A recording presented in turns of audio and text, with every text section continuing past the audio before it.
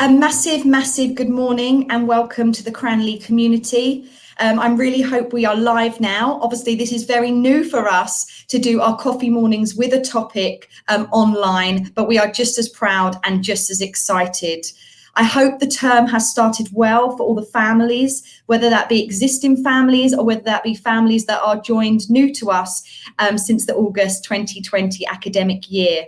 It's the start of the season for Coffee Mornings with a Topic, and I'm very proud, along with the CCC, the Cranley Community Committee, to be able to continue to do these and reach out to our community in times of need. This is really where we need to stick together and ensure that we're providing ourselves with tools and strategies to support ourselves, our children, and our community. Now, I'm really excited to welcome Mary Barrett from Maudsley Health. She has been one of our speakers in our previous season, and we are so glad to welcome her back.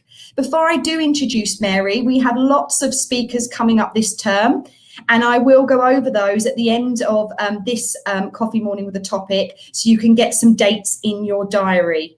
But a massive welcome. I do hope that term has started well and you're sitting comfortably with your coffees. And obviously we do wish that this could have been done face to face, but we'll get through these times together. Please do use the chat function to ask any questions you may have for Mary or anything about the Coffee Mornings with a Topic. We have very kindly some of our CCC members in the background helping to gather some questions. And we will try our best to get round as many questions as possible.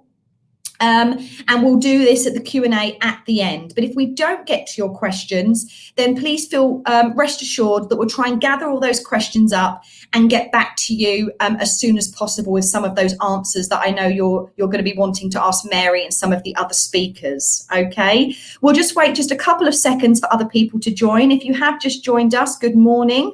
We are live from Cranley and some of us from our homes. And we're welcoming Mary Barrett this morning from Maudsley Health. So what I'm just going to do is hand over to Mary and wishing you a wonderful morning and enjoy the coffee morning.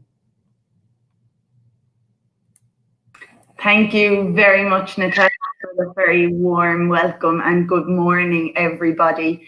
It's lovely to be part of this coffee morning. And as Natasha has mentioned, I had the good fortune and privilege to be given the opportunity to take part in this previously. Unfortunately, as Natasha said, given circumstances, it's not feasible to be able to be physically present with you this morning, but hopefully one or two of you at least might gain something from the presentation and Q&A this morning.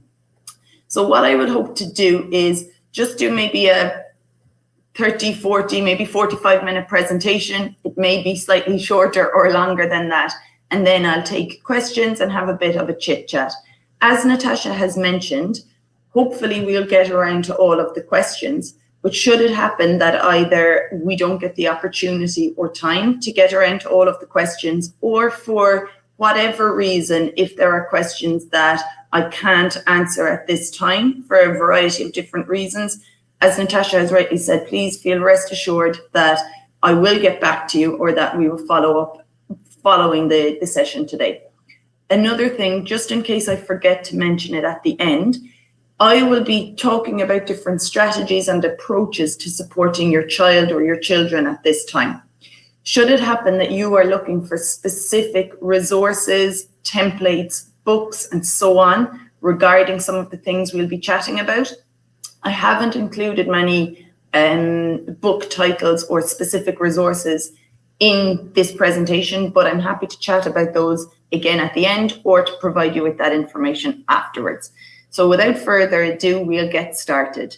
Mary Barrett is my name, and I work as an educational psychologist in Maudsley Health. We are a children and adolescents mental health support service, and we also have an adult service, which again I can chat with some of you about later if you have questions. As we know, as Natasha has mentioned, the idea of going back to school is hopefully a pleasant and fluid experience for most of you. However, there will be many of you, I am sure, who have children or young people in your homes who have either previously felt or currently are feeling somewhat worried, anxious, or fearful at this point about the transition and the changes relating to returning to school. What I'd like to touch on today is looking at understanding worry and anxiety, what that is and what that might mean for your child or children, then hopefully helping you to recognize any worries or anxieties that you may think are present or part of your child's life at this time. Some of the reasons why your child or children may feel worried about returning to school, and then what that might look like in a physical and an emotional or a cognitive or a mind-based way, what that can look like for your child. And then we'll look at some strategies or ideas as to how you may help to support your child through times of worry or fear about the return to school. So looking at some relaxation strategies, helping them to understand and manage feelings that might be tricky, helping them to control challenging or difficult thoughts, and then helping you as a parent or a caregiver or adult in your child's life, how to be supportive towards them and hopefully look towards the future that will, please God, be bright and strengths-based for your child or children. So Natasha, if you wouldn't mind just skipping on, please. Thank you.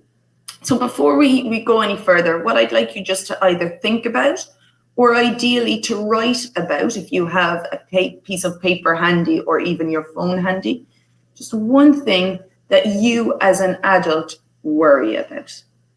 And when you have that written, I'd like you just to write down or again think about one thing that you worried about as a child. And then finally, one thing that your child worries about. So just take a few moments just to do that, please.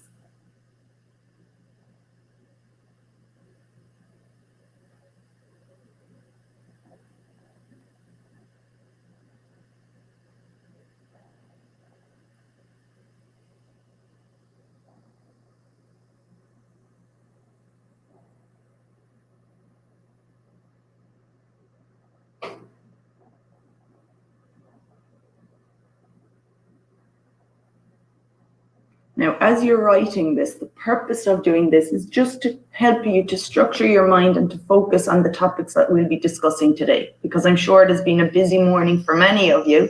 So this will just help to hopefully focus you on what we're going to be looking at, discussing, and maybe giving you some questions for the Q&A at the end.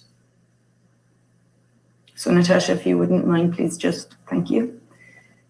So when we think about worry, fear, anxiety, there are different things that we know and that we understand in relation to worry or anxiety. We know that anxiety, worry, nervousness, fear, these are all normal experiences for all children, but also for us as adults. And actually feeling worried and feeling anxious can be a very helpful strategy or coping mechanism when we feel under stress and under threat. Without going into the neurological responses as to why this is, what you just need to know is that it is a good thing and a very healthy thing to feel worried and anxious at times. It can help us to prepare to cope with danger or stress or feelings of heightened emotion like excitement or nervousness. However, feeling worried and feeling anxious can become difficult, or it can become challenging or disabling when it is excessive or when it becomes irrational. At this point, worry or anxiety can have a very negative effect on our well-being and on our interactions with others. Thanks, Natasha. So for your child or the young person or people in your home, what is normal, and I put that in inverted commas, so more like typical for your child and your child's age in relation to worry or fear? Thanks, Natasha. So I'll just let you to read through this yourself. I don't need to read it for you. I'm very mindful that some of you will be parents or caregivers for very young children, and for some of you, you might have older children or young adults even.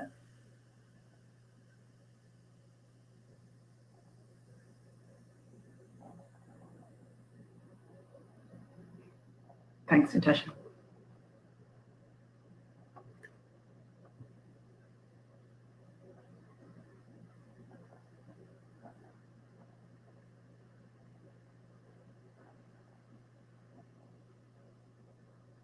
So as you will see, as you're reading through this, there were quite a number of different experiences that I'm sure many of you will have had yourselves when you were children, or that you have experienced with your own children at this point. And again, like many of these different ages and stages models, is what we call these, it's not black and white. Of course, you could have a child who's 6 who is worried about their performance at school or about tests and exams. Similarly, you might have a 12-year-old child who's very worried about natural disasters, or in this circumstance, this pandemic. These aren't fixed entities, but it just shows you some of the very common, real, and typical or normal fears and worries that children and us as adults will have. The purpose of me showing you this is to show you that these are typical, normal responses to threat, to stress, and to danger, okay? So worrying about the return to school, worrying about the impact of COVID on your child and their transition back to school is very, very understandable and normal. Thanks, Natasha. So for you as an adult or a parent, how do you know when your child is feeling worried about school or the return to school? What obvious signals are there? Thanks, Natasha. So these are just some of a very, very long list of different signals or different signs that your child might be feeling worried or anxious about the return to school. So their attention or concentration may be waning somewhat. You might hear that online learning, they're struggling with their attention or their focus versus in school, or vice versa. Similarly, a very clear sign or signal that we will often see in children when they're feeling worried or anxious about something is what we call externalized behaviors. So they might get angry, they might have a short fuse, they may be aggressive or irritable. Usually when we see these behaviors, it's a way that your child is attempting to communicate something. And that something may be a worry about school, about COVID, about a friend in their life, or so on. Similarly, there may be a very clear, explicit increase in their fear. They may be naming and stating a sense of fear, of nervousness. They may be speaking at nighttime about night terrors or nightmares that they're having, and may feel what we call hyper-aroused or hyper-vigilant, very, very aware and mindful of their surroundings, and almost what we would call edgy or on edge. Again, avoiding people, places, or situations that are anxiety-provoking is a very obvious signal that something is maybe a little bit off for your child. So if you find that your child is really hesitant about attending online learning or being physically present in school, that is a signal that they're avoiding something. So trying to get to what it is that they're avoiding and the reason for it will be helpful in understanding what the worry of your child is about school. Again, the development of mannerisms. What I mean by this is if your child presents with, or if your child has some little quirks or mannerisms that they tend to do to help them to stay calm and relax, like maybe for some children it's fidgeting with their fingers, it might be scratching their nose, it might be tapping on a desk. If you notice that this is increased or heightened, this can again just be a signal that they're trying to communicate or regulate themselves, trying to calm themselves because they're feeling a little bit extra worried, okay? School refusal, again, is a kind of almost a giveaway sign that something is not quite right. And again, some of the other signs that something might be causing worry for your child can be things like becoming additionally sensitive to certain senses. So, for example, if your child doesn't like loud noises and all of a sudden they're even more jumpy or upset by loud noises, that can again just be a communication that something's not quite right. Their intonation or pitch and volume of their voice may change. For particularly, but not always, for girls, what we might see is that they become more internalized. So for younger girls, that they may say less or may become that bit more introverted. Again, obviously in more severe or more significant circumstances, you may see some self-harming behavior. It may be physical, or it may be psychological or emotional. There can be a regression academically because, again, associating that with the loss of attention and focus, it can be difficult to maintain high standards academically. And again, we can see physiological responses to feelings of worry. So for some younger children, or it can be older children, there may be some incontinence. There can also be things like talking a lot about having pains in their tummies or very bad headaches. And these are some physical symptoms as well that we will often see if a child is worried. Thanks, Natasha. And if we think about why it is that your child might be worried at this time about their return to school, if we think of the school as a physical environment, think of the transition from having not been in school for a significant period of time, given the circumstances we're living in, to then transitioning back to a physical environment that can be extremely anxiety provoking for children because it involves change. And we know that as human beings, we don't always sit well with uncertainty and with change. We like comfort, we like knowing what to expect next. So that feeling of uncertainty, going back into a different physical environment, even if it's somewhere we know, can be extremely anxiety provoking or can cause lots of worry for children. But similarly for online learning as well, when children have been off for a prolonged period in the summer, they're transitioning to a new class or stage in school. Again, that transition and change causes an understandable worry for many young people.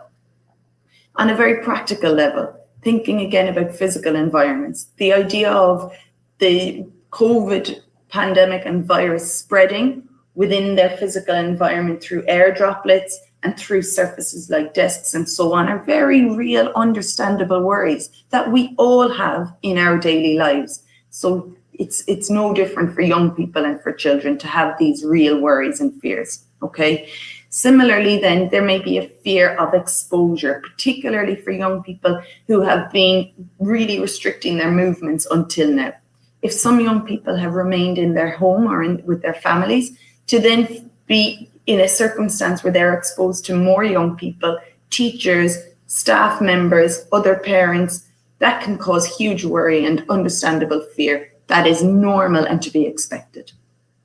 Again, even from a practical, Natasha, I was just going to say a few other bits about having new and additional schoolwork, higher volume of work, new teachers, all of these very normal changes that happen every year in school, as well as a child's own developmental and physical changes. If a child, for example, is hitting puberty and hasn't seen their peers for 6 months, they can be fearful of how children or their peers may respond or react to these physical changes that may have happened. And again, they have to readjust to socializing with children, with other young people. That can be really tricky and cause worry for them. Okay, thanks, Natasha. So when we look at what anxiety or worry is, to break it down essentially for young people to understand it better, we can break it down into 3 areas. So we can talk about worry as being a physical response as well as an emotional response. So we talk about it being a feeling, so a physical feeling and an emotional feeling. We talk about it being related to thoughts or cognitively related. And we also talk about worry or fear being behavioral. So it's how we act or how we behave. Thanks, Natasha.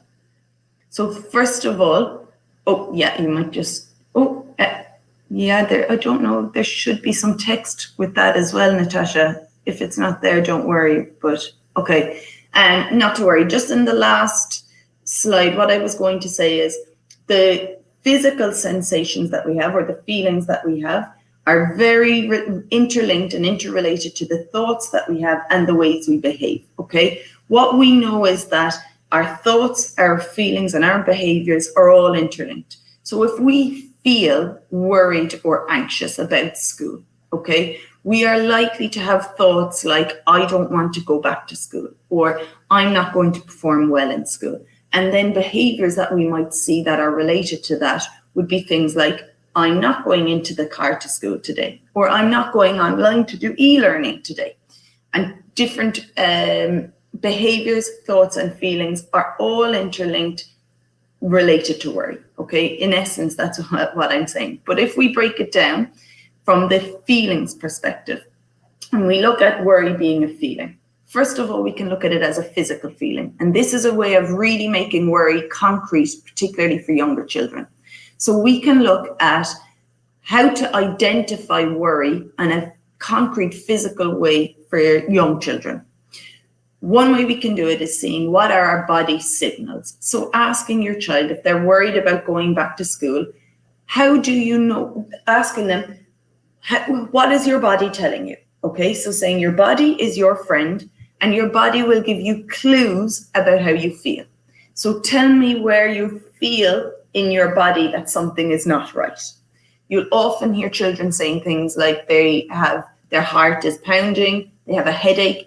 Butterflies in their tummies is a big one, particularly for younger children. But all of us, when we feel worried, will have different physiological responses, like sweaty underarms, clammy hands, and so on. Okay, so if you feel that your child is maybe worried, I would start at a physical level to try and break it down and for them to understand that this worry is something concrete that they can see and feel. So asking them where they feel it, then asking them to describe it or to tell you, what does it feel like? It feels like butterflies, mummy, or it feels like something is pounding in my head. And for them then to draw it out can be helpful. So body maps, or basically just outlines of a body, and getting a child to mark the different parts of their body where they might feel worried can help them to better understand and acknowledge this feeling of worry. Okay, and then we know that for some young people, it can be difficult to make the connection between their body's physiological response to worry and an actual worry or anxiety provoking event. So for a child to understand that this pain in my tummy is actually caused by or related to returning to school can be a really vague, abstract concept for them to understand.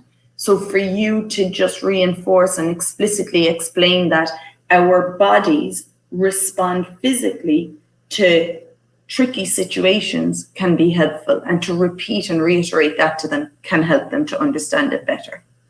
So when we know how we feel physically and how our body is physically responding to worry, that can be almost the number one go-to for a child to understand and recognize when they're worried, such as when they're going back to school. If they say, oh, this pain in my tummy is related to going back to school, it can help them.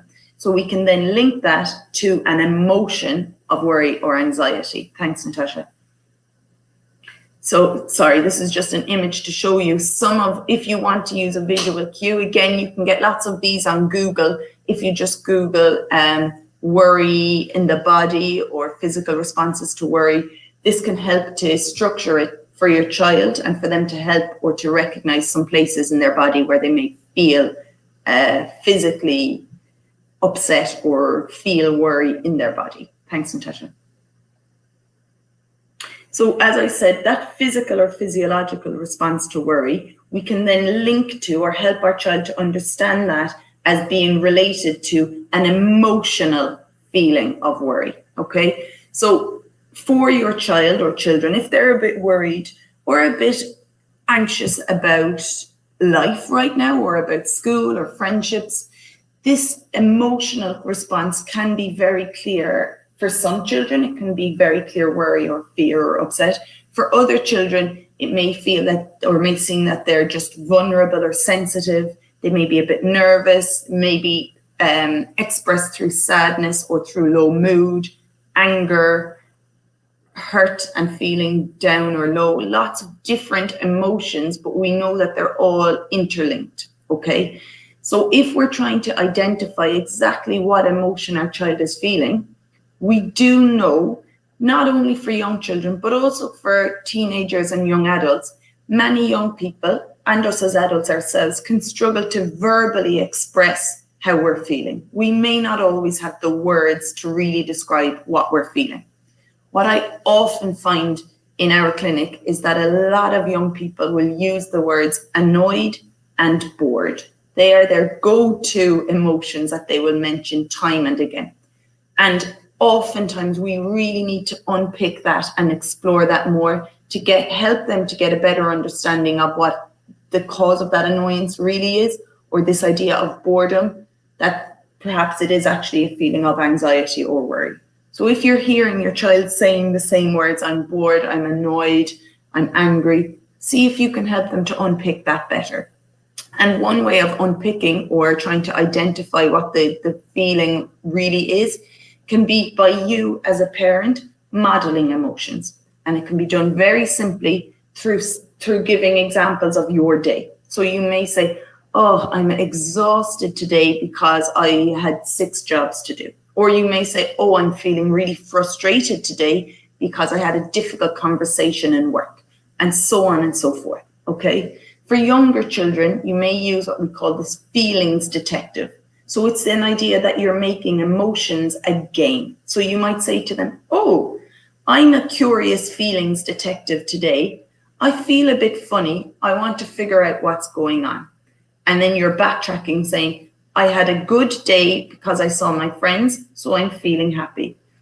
I had a difficult conversation with my aunt, and that made me feel, oh, I don't know, maybe a bit frustrated. So if you make it a game and help children to become feeling detectives, where they're curious about their feelings, that can also help them to better understand and express emotions. And also as a parent or an adult, when you're trying to identify what might be going on for your child in terms of the emotions they're presenting with, trying to pick up on the verbal, but also the non-verbal cues can be really helpful. As I mentioned, a lot of young people can struggle to express verbally how they're feeling. So look at their non-verbals, how they're carrying themselves, how much time they're spending with you and connecting with others, how they're interacting in terms of their maybe facial expression, eye contact, and so on. I'll give ideas and strategies around how to manage worry and on an emotional level towards the latter part of this anyway. Thanks, Natasha. So then when we look at how worry can be presented on a cognitive level or in terms of thoughts, we know that people who present with worry or anxiety about returning to school, to work, to the household, these, I suppose, worries or thoughts can be expressed through an enhanced expression of fear or upset. So more so than usual, your child might be saying things like, oh, mum, be careful. Oh, you shouldn't go here. Or, you know, maybe they're very mindful of wearing masks, but it might happen that they're, again, hyper vigilant in the days leading up to school. So on a Saturday evening, they may be saying things like, don't go there without your mask, make sure you bring 3 extra masks, and so on. So you might see a heightened worry in their verbal expression. In terms of what might be going on for them themselves, they can very often, young people and us as adults, might have a more, or may shift to having a more negative view of ourselves and of the world than we may previously have had. So that can look like being a critic. So saying things like, oh, I don't want to go into school tomorrow, or I don't want to do my online learning tomorrow because I'm no good anyway. Or I don't want to go in or do my schoolwork because the teachers are useless anyway. So having this really negative sense of self or of the world can be a signal that your child is having some negative thoughts that are evoked by feelings of worry. Having unrealistic self-evaluations, so either having expectations that are too high or too low of themselves, that can relate to academics, like there's no point in going in because I'm the worst in the class anyway, and I'm never going to get to the top of the class, or it's too easy for me anyway. I don't need to go to school because it's too easy. These, again, are these evaluations of self and of expectations. Perfectionism is something that we will see a lot, which can be caused by feelings of worry or fear. And catastrophizing situations, which is essentially looking at the worst case scenario, is a real giveaway sign that a child is feeling worried and is having negative thoughts related to worry and fear. And similarly, if a child or young person becomes quite rigid in their thinking, which would be that things are either good or bad, school is either great or terrible, COVID is either something I don't worry about at all, or it's something fear and it's all consuming for me. This sort of rigid thinking can really happen for young people and for children when they're feeling fearful about a situation. And on the right hand side, you can just read yourselves some of the very common types of thoughts that we all can say when we're feeling worried or when we're going through a tricky time. So you might just read through some of those and see if any of them make sense to you. Again, they're just examples of many, many negative thoughts we all have at different points.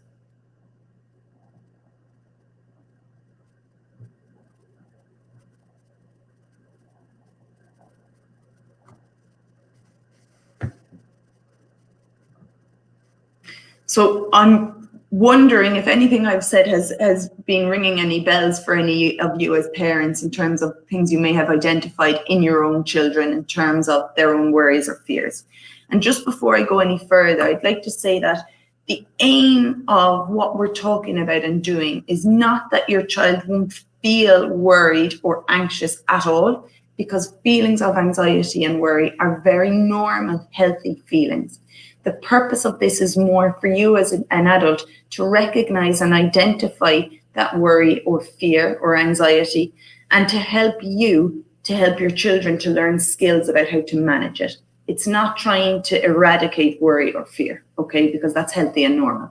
Thanks, Natasha. So in terms of what we know works, the idea of relaxation and relaxation strategies. These are things I'm sure many of you as parents have heard time and again. But the reason you've heard this so many times is because the evidence and the science shows that relaxation strategies work, and they work at managing the thoughts that I've just spoken about, as well as the physical feelings and the emotional feelings, together with the very clear behaviors of avoidance, of school refusal, and so on. So they help at each level of thoughts, feelings, and behaviors to manage worry, okay? So one very simple and practical way that you can look at supporting your child's feelings of worry through relaxation is through deep breathing. Again, this is something that's probably not new to most of you, but one nice way of doing deep breathing exercises, particularly for younger children, is what I call the high five breathing. And that is simply where you would ask the child to put their hand out as if they're giving a high five, and you're teaching them to slowly use their other hand to, and I don't know if you all can see me here, but I'm using my index finger of my left hand to, when I'm breathing in, through my right thumb. So you'll go up one finger and that will be a breath in. And as you slowly go down that finger, you're breathing out. So it just gives young people a very concrete example of how to breathe slowly. So you're going up to the top of the finger and then down to the bottom of the finger and so on. That's one very practical way for young children of learning deep breathing. Balloon breathing is another example whereby you ask the young person or the teenager to put their two hands on their tummy, and as they breathe in, they're pushing their tummy out as though they're inflating a balloon, and as they slowly breathe out, they're pulling their tummy in as if they're deflating the balloon. Another deep breathing exercise is what we call birthday cake breathing. So that's where, again, you ask the young person when they're breathing in to imagine that they're smelling the most lovely birthday cake. So they're taking a lovely deep breath in through their nose, and as they breathe out, they're blowing out the candles in one big blow, okay? There's a YouTube link here, but I'm not sure that it will work. But what it is, again, I can happily share this link with you at the end. It just gives a very slow and basic deep breathing exercise that you can practice, or you can practice with your child or children. Another relaxation strategy that has a lot of evidence to support and back it up is what we call visualization, or using imagery as a grounding exercise, okay? So for young children, what can be really helpful, regardless of their age, is to have maybe a photograph. If they're physically in the school environment, or if they're online learning and parents are at work, for example, having a photograph of maybe the family or of a particular parent or friend, if they're close to that person, can help to visualize that place, if it's a memory or a holiday, or that person when they're feeling worried in school or when learning, okay? As well as that, or instead of that, just having a vivid memory that you can evoke and help to create with your child can be really helpful. So you might sit with your child and just say, okay, you're feeling worried, and I can understand that you're feeling worried right now because there are lots of changes happening in your life. When you begin to feel sad or worried or nervous, can you think of a place or a time when you felt really, really content or happy? And you might help them to remember or make an association with a happy time, like a holiday. And then what you're doing is, on a very basic level, asking your child to close their eyes and to use their senses to bring them back to that place or that time. So you might ask them to remember the smells that were around them, the noises that were there, the sights and the colors, what the feelings were on their feet, or maybe if it was on a sofa, what the different textures were. So you're bringing back a feeling of it's visualization to bring them back to a very grounded, solid state using a memory, or you can use a photograph as a visual cue for that, okay? PMR is another example. This is progressive muscle relaxation, of how young people and adults can be helped to manage feelings of stress, tension, worry. And in essence, what it is, without me going into too much detail, is very, again, grounding exercises where you're asking the young person to tense their muscles and then to relax their muscles again. You can do it in many different ways. Ideally, you would do it if with your child lying down, but that's not always feasible. But you can help them to learn progressive muscle relaxation that can be used in the classroom if they're feeling nervous, okay? I would suggest that you maybe just Google progressive muscle relaxation, and there should be lots and lots of very short exercises and examples that will only take a few seconds in relation to that. But again, evidence backing that up, that it can be helpful to manage worry. Other examples of how some young people might respond well to relaxation can be through low-level physical exercise that's relaxing for them, like going for walks or swims, through listening to music, reading, being in nature, having a bath, lots of things that you will have previously heard. Again, I can give more examples at another point or during the Q&A if you like. I've put in red here the idea of a relaxation list or box, because this might be something that you have not heard as maybe regularly or often. And I find that for young people or children who speak a lot about being bored, I mentioned that earlier, or the young people who are quite visual and need visual supports to function as well as possible, helping them to create a box or just a list of ideas for relaxation can help them when they're feeling, for want of a better word, bored, that can be worried. It can help them to relax. So I know with some of the young people I work with, we've created physical boxes, and in these boxes, they have trialed different strategies or methods, like squeezing a stress ball. They might write down, go for a walk, and put it on a laminated card, and that might be in their box. For some of them, it's having some physical weighted materials, like a stack of heavy books that they carry or push. There are lots and lots and lots of different strategies and ideas on a sensory level that can be helpful to relax young people. But also then you might put in that favorite photograph. You might write a story of this special memory we've spoken about. These can be all part of the list or the box that they can choose from when they're trying to work through these feelings of worry. Okay, thanks, Natasha. Again, this is just a visual of lots and lots of other ways of relaxing or taking a break when we're feeling worried. Okay, this is an image that is on Google. It's one that I'm sure some of you will have seen previously. And again, it might be just one that if you wanted to, you could just print off, laminate, and stick up on your wall at home, or have it in your child's school bag or journal that they can refer to as a way of helping them to choose relaxation methods. I have lots and lots and lots of resources in relation to relaxation from a sensory level as well as from a cognitive relaxation level. Again, I'm happy to share lots of mine with you. There just isn't the time today to go through all of them. Thanks, Natasha. So then if you feel that your child is, we spoke earlier on about the cognitive presentation of worry. Okay, so if you find that your child is primarily changing their thinking style, becoming more negative, more critical, seeing the worst case scenario, and you want to focus specifically on trying to manage those. One way you can do that is helping your child to better understand and help you to better understand how your child talks to themselves. So what is their self-talk like? Is it helpful or unhelpful? Are they their biggest fan, or are they their own worst critic? So if you can just hone into that and listen to how your child speaks about themselves, that can give you an indication of their I suppose, thinking patterns. Are they saying things like, I'm really trying my best in school, but it's a bit difficult? That's a very healthy approach. Or are they saying, I'm useless in school? Mom, Dad, I really, I don't think it's for me. I'm not going to go anymore.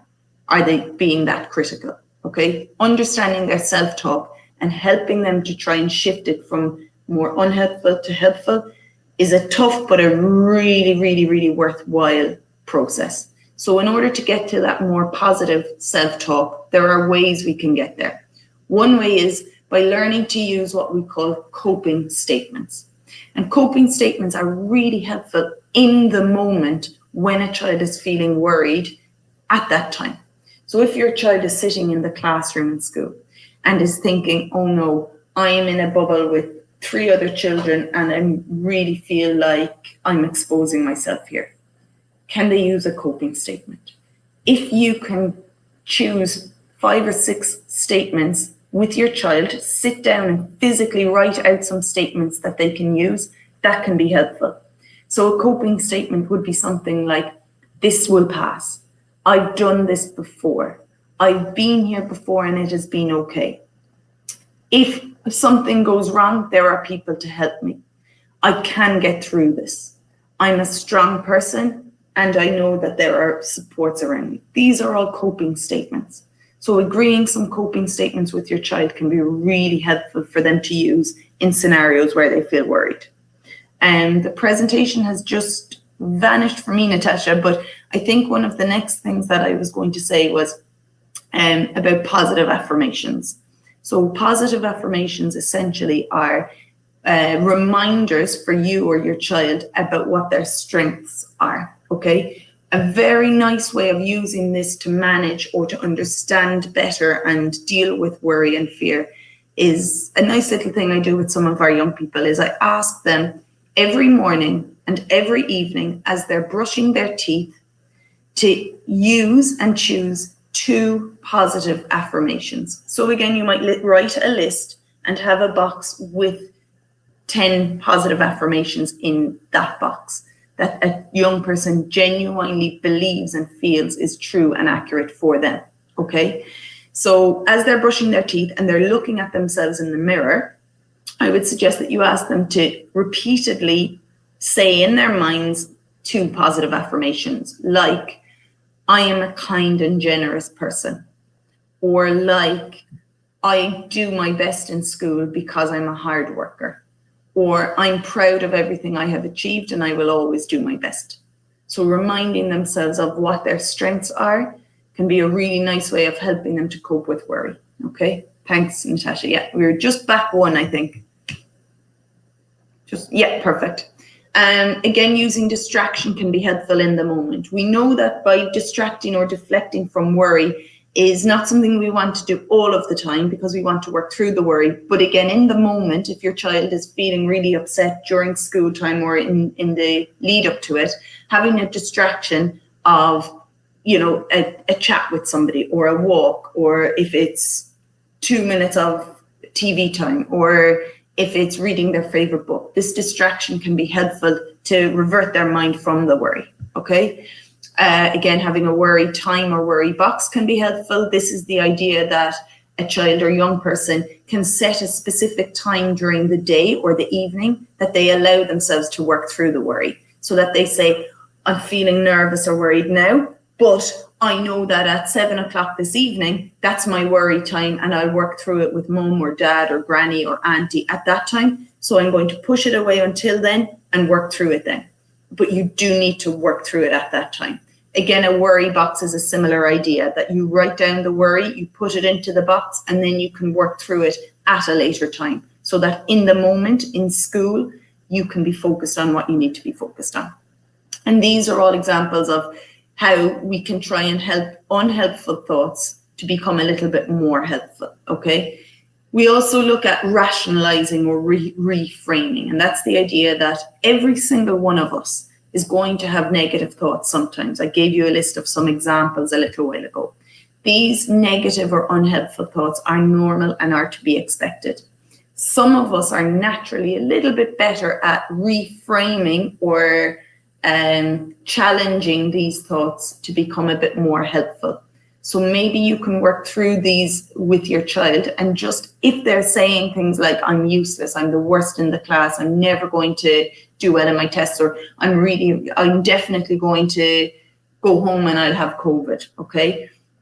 If your child is thinking like this and having these thoughts, can you help them to take a step back and say, okay, let's look at this in a more realistic way? Can we try and rationalize this and make it more helpful by saying something like, maybe I'm not the worst in the class. This is just a thought, it's not reality. There are always going to be people who are struggling. I'm good at some things, I'm not good at everything. Or things like, if I take the necessary precautions and wash my hands regularly and wear my mask, I should be safe from contracting COVID. So these are, again, just lots of different examples of how you can work through and manage tricky thoughts that your child may have. Writing down the thoughts, also thought logging, can be really helpful as well. And trying to focus on the future and what their strengths are, which I'll speak about at the very end, can also be helpful. Thanks, Natasha. I'm mindful that I'm going through this very slowly, so I'll try and finish this up quickly, guys, so apologies. And just in terms of feelings, again, if your child is speaking a lot about having difficult feelings, they're saying they're worried, saying they're bored, saying they're annoyed, doing role playing with them to help them to better understand feelings can be helpful, okay? Or using characters in books or the TV. Like if you're watching something on TV that you as a parent might start saying, oh, it seems that that person is maybe feeling a little bit sad because I can see it in his face. And just by starting a conversation like that, it can help a child to recognize and become aware of their feelings. And we know that once a child can become aware of their feelings, they're more likely to be able to express their feelings, which in turn is more likely to help them to manage their feelings, okay? I've just given other examples here. I'm not going to go through all of these just for time reasons, but the main one there that's extremely important to help you as a parent or adult to support your child is the idea of active listening. If your child is trying to tell you something, and you think they are, even if it's non-verbal, being physically present, giving them your full attention and time to hear them out and listen, not always to advise and guide, just to listen, can be hugely helpful for them to manage and work through those feelings, okay? And as well, something that we maybe dismiss a little bit is when we're transitioning back to school, we expect that maybe children can do it fluidly because they've done it before.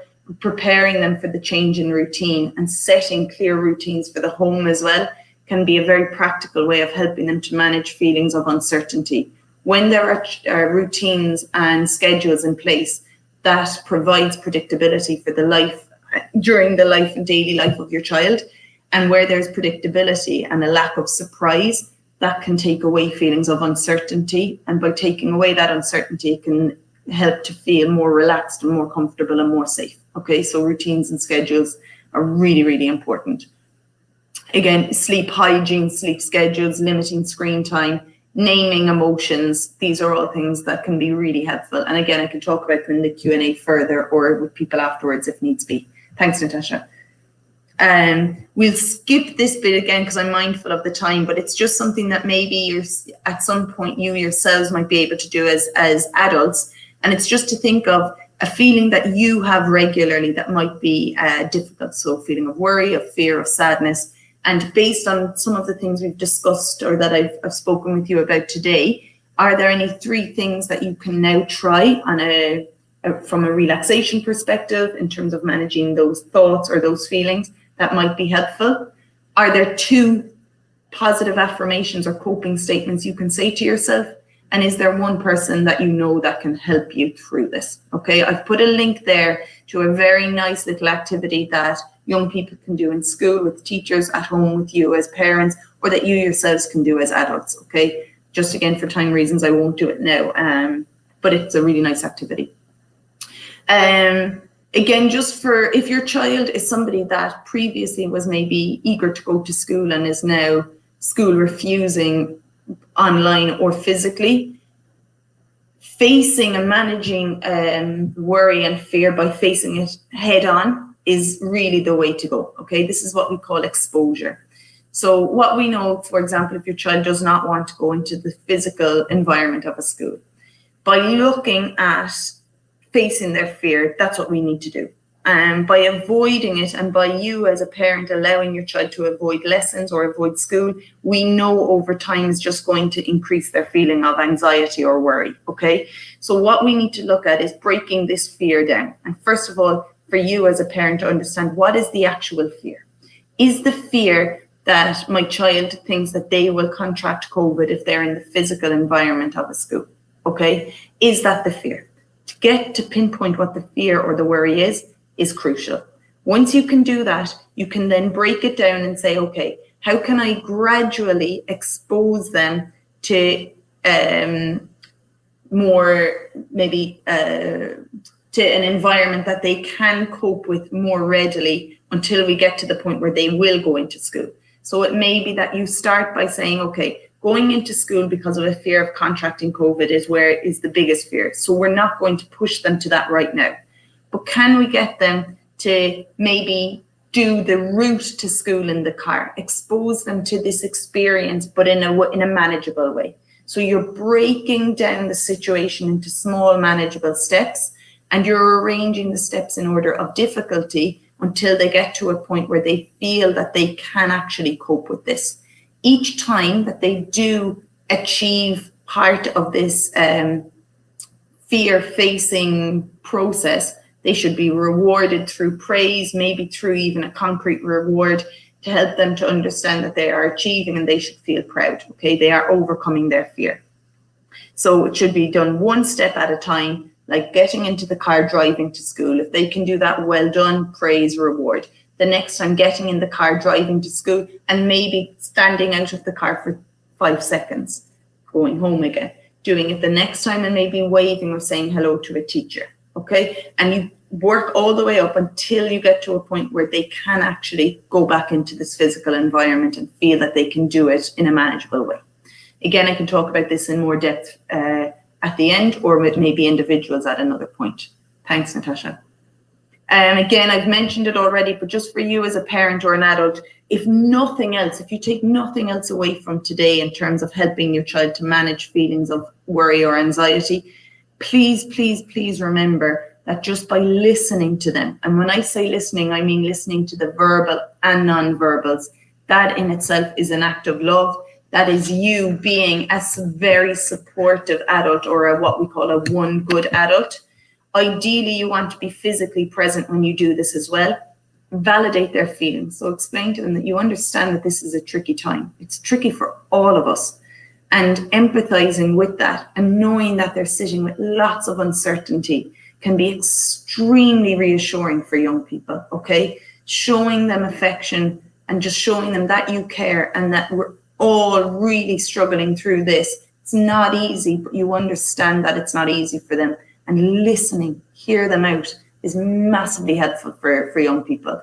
For younger children, if they struggle to verbalize how they're feeling, playing with them and giving them your full attention through play and allowing them to lead the play, that can be a really nice way for them to express their feelings. And you will often see feelings and worries coming out through play.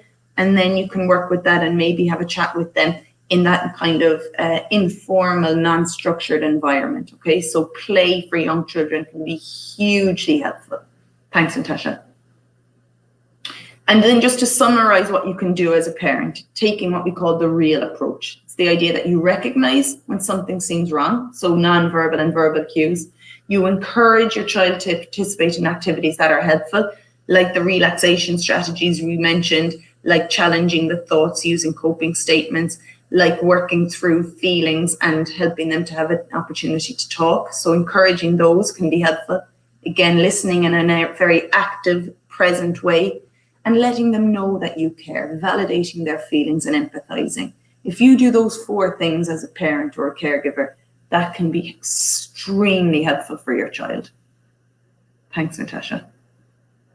And again, this, you might just read through this yourselves. This is just to summarize a lot of what I've said, giving some very practical examples, hopefully, of how you can work through this.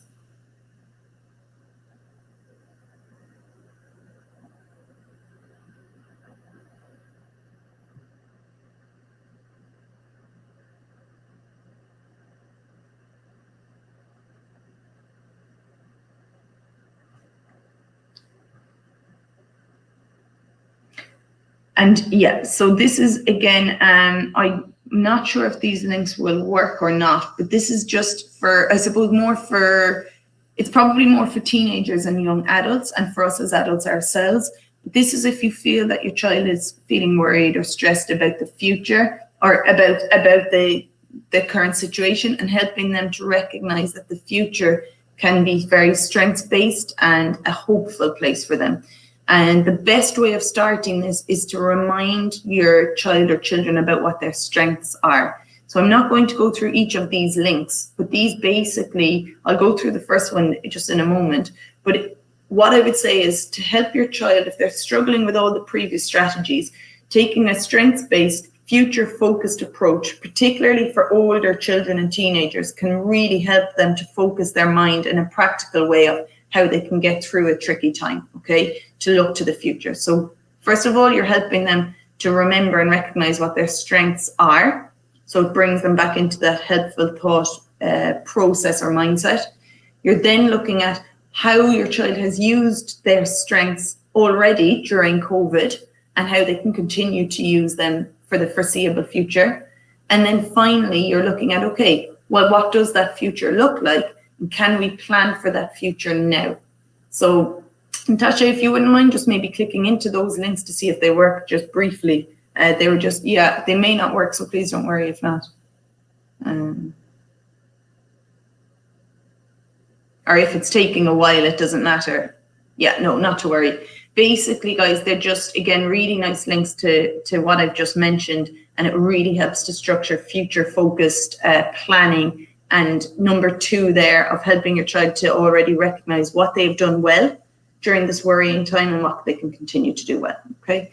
And thanks, Natasha. Natasha, I wouldn't worry too much about the last 2 slides. They're just, actually, we might go to the last slide if that's okay, Natasha, and then I'll finish it there. Yeah, maybe, or sorry, just one before it, if that's okay. Yeah, if you just want to read through this, guys, this is just one example or experience. That this, you might just read through it and see if you have, after the lots of talking at you that I have done this morning, to see if you have any ideas in your own minds as to what Rachel might be able to do to help herself, or what her parents might be able to do to help her. Just take a few moments to reflect, please.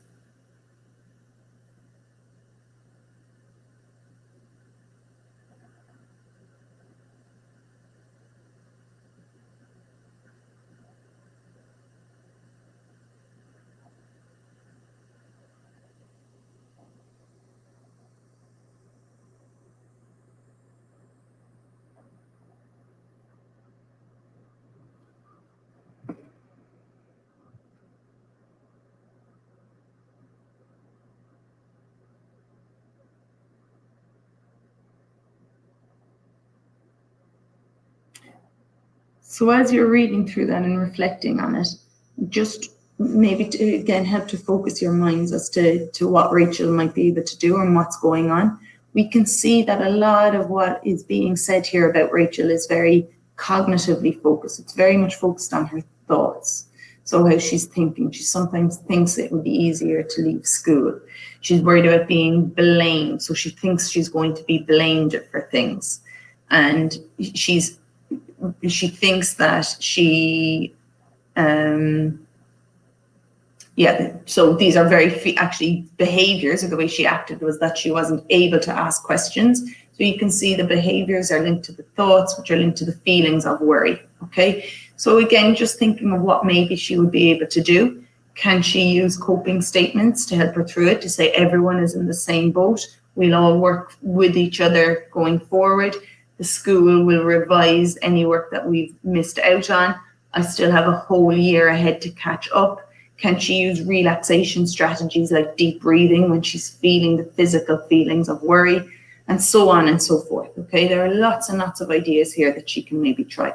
You might have ones that have stood out for you from this morning that you think, oh, if she tried this to challenge her thoughts, to work on relaxation, to manage her feelings, to be listened to, these might be helpful, okay? And not forgetting, obviously, the very, very, very important and crucial role of the school and the school staff as well.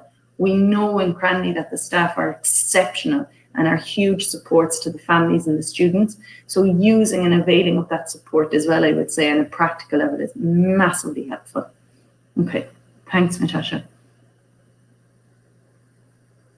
That's just a little image that I saw that I thought was nice. It's easier said than done, but certainly by trying to work through these feelings of worry and fear, we know we all have them. They're natural and normal feelings, but by when it's ongoing and constant, it does stop us from enjoying the moment and from being present and being able to be grateful for the here and now.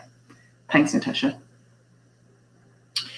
So I'm mindful I've spoken at you all for a full hour and my voice is sore now, but thank you very much for those of you who have been present and attended. I hope you got one or two little ideas from what I've said.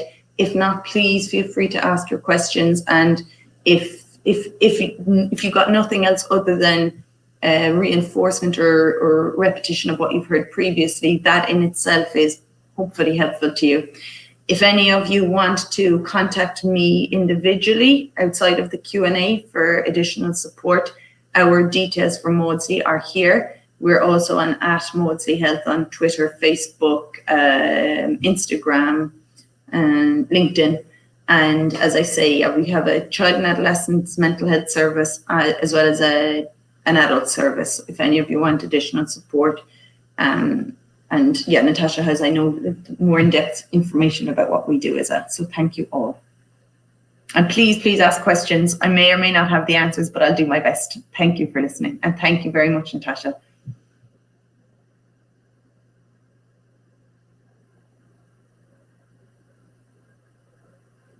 I know Natasha had just put up information about additional coffee morning. So Natasha, if you want to take over, feel free to. Thank you so much, Mary. I know that I was making notes, and my daughter is only, she's going to be turning 2 in January, and even the tips that you gave, I could be doing with her. So thank you so much. As always, you're so supportive, you're so valuable in what you offer. And we have got some questions for you, and I think we've got some time for a few, if that's okay. Yeah, please do.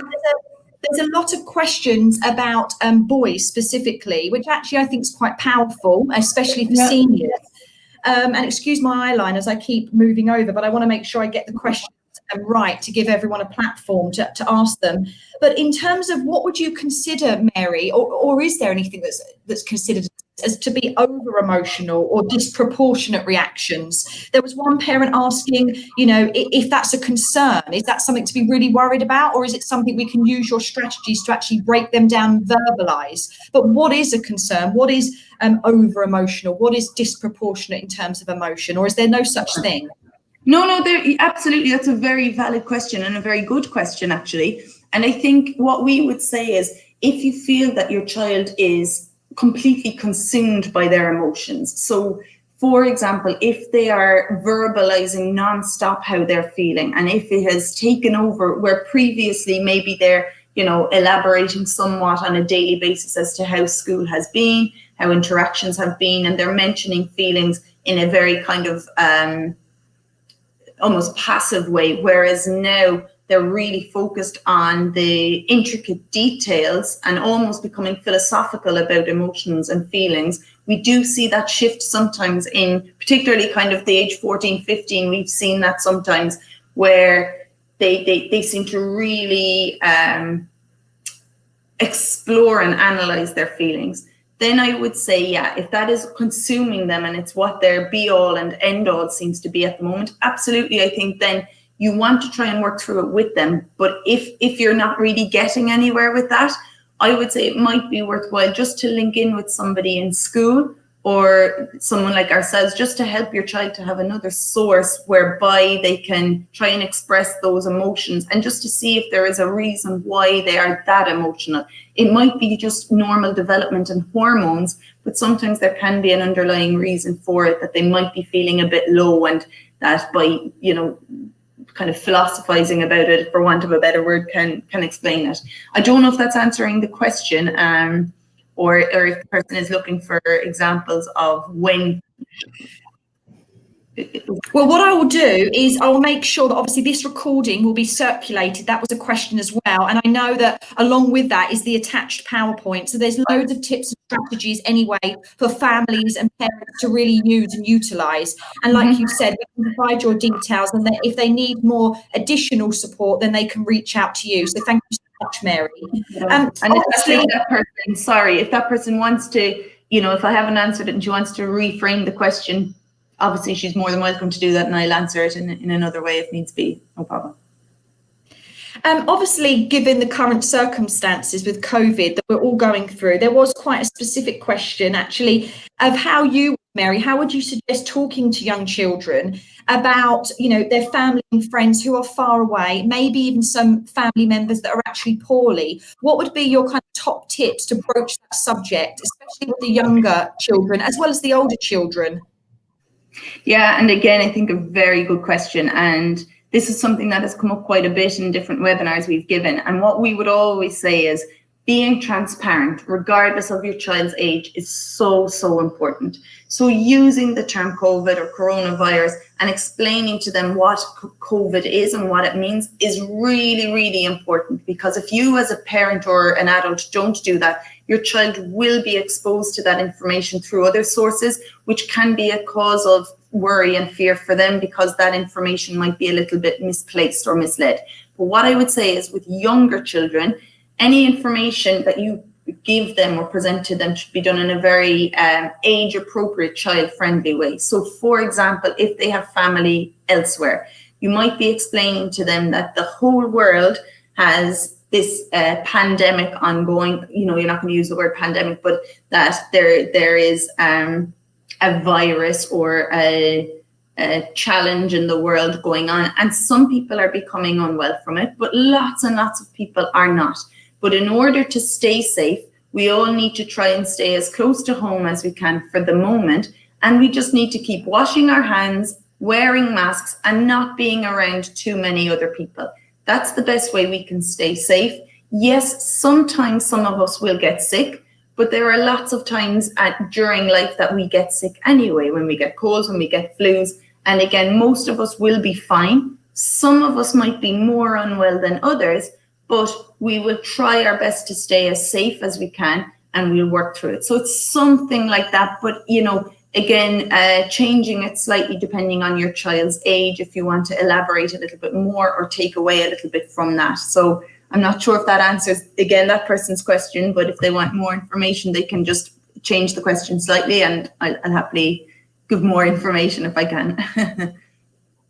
There's just one question, Mary. Obviously, with the children being in school, a lot of the children are concerned by maybe even if everything is completely safe and we're following due diligence in school, they may be scared by, you know, certain people touching the water tap. And obviously it's been sanitized after. We know that we're following safety, but they're getting it into their mind. They've got concerns about that, which is turning into, you know, fears. And there's some parents that are worried that these are becoming very irrational. Is there any thoughts about that? Yeah, and again, this is something we've discussed quite a bit in the clinic actually, is, you know, these kind of behaviors that almost seem like At what point are they to be expected, and are they the norm? And at what point are they, you know, almost in keeping with something that's disordered, that it would need additional support? What I would say is, given the circumstances we're in, and given the unpredictability and the massive changes everyone has gone through, these behaviors are, though they may seem irrational,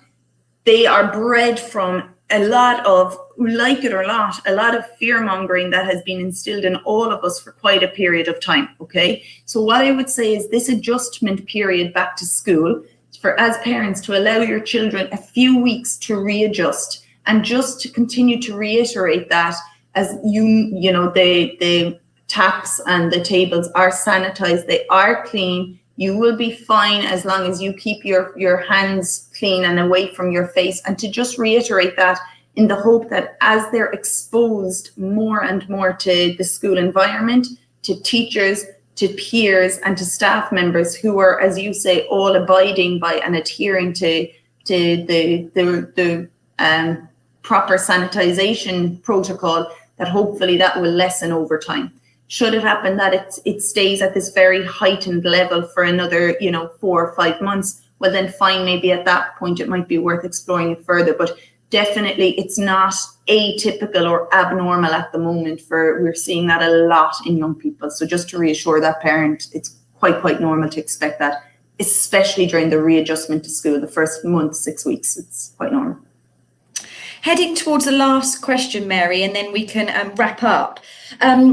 Obviously, with everything going on, is there a right or wrong way in terms of how much we should be talking about loss or bereavement? Should we be talking about bereavement or coping with loss more given the current circumstances, or should we be talking it with our children just as much as we would do normally? I think a lot of parents are just grappling with whether they should bring it to the forefront, even if their child is coping well, seemingly to cope well. Should they broach the subject, or should they stand back until there is a problem or till they have something to talk about with their child?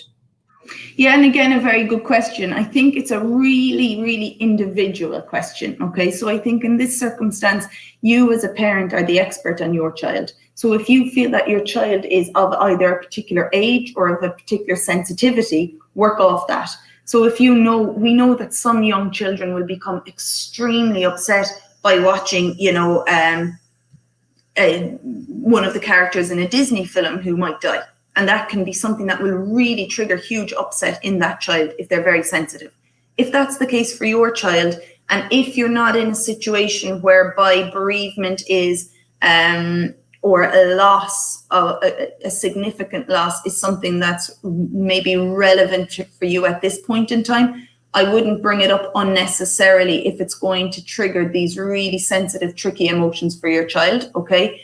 On the other hand, if your child is quite a rational, logical thinker, and if they are a real problem solver and they work through things in a very rational way, well, then it might be, it's no harm having a conversation and just explaining to them that the impact that this pandemic is having on the entire world, and showing them maybe some information. And again, I'm very wary of what I'm saying because it's so individual for each child, but that we know that some people are becoming unwell. The vast majority are absolutely fine, or they will work through it. But some people we are losing some people from this.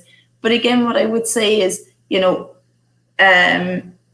looking at and maybe comparing other illnesses or ailments that the world has gone through or goes through on an annual level or basis can just help them to somewhat rationalize and understand that people every day of the week and of the year are unfortunately being lost to all sorts of different vulnerabilities and illnesses. So again, I would say, depending on your child, it's something that you should make a call on. It's very difficult to give a general answer on that one, but just think about your own child's maybe emotional sensitivities and their own emotional understanding. Hopefully that will answer the question.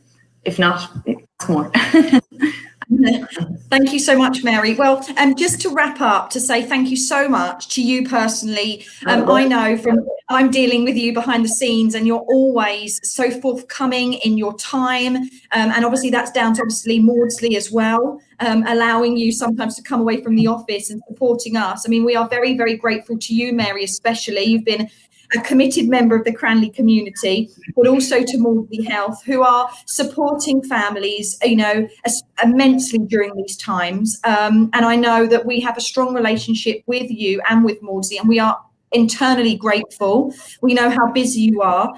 So thank you so much. And I can speak wholeheartedly if there's families out there that want to get in touch with Maudsley Health or get in touch with Mary, I would, you know, sing you from the hills. You're absolutely phenomenal at what you do. There was a great question from someone out there, our parent body, saying what Mary said is just, you know, something that can't necessarily always be replicated again, but actually it should be a message that goes to teachers as well, some of your strategies. Absolutely. So share this presentation with the teachers as well, and make sure they have access, you know, to your resources. There's some amazing strategies and tips that we can use in the classroom. So just thank you for your time. I know you're incredibly busy, and we're really, really grateful. I just want to say a massive thank you to everyone that joined us this morning. A massive welcome to the start of the season for the coffee mornings with a topic at Cranley. Our next coffee morning is on Thursday, the 8th of October, where we'll be looking at the mental health continuum, linking with World Mental Health Day. And we'll be inviting George Peterkin from the UK, from Mind Your Health, to support us. So thank you once again, Mary.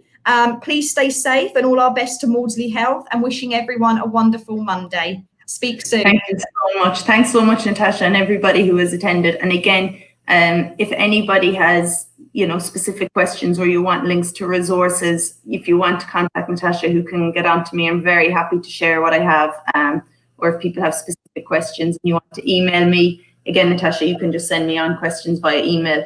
And, you know, if there's anything additional we can help with, obviously you can go through Maudsley. But yeah, I'm here and available for any tips people want. And Natasha, as always, thank you and the entire Cranley community for being so proactive in supporting the needs of your students, your parents, and your staff, because well-being, being at the forefront of everything you do is really, really, really reassuring for those of us who work in the area. So well done to all of you, and thank you as always for your efficiency. You know, you're on the ball, so thank you, and stay safe, mind yourself.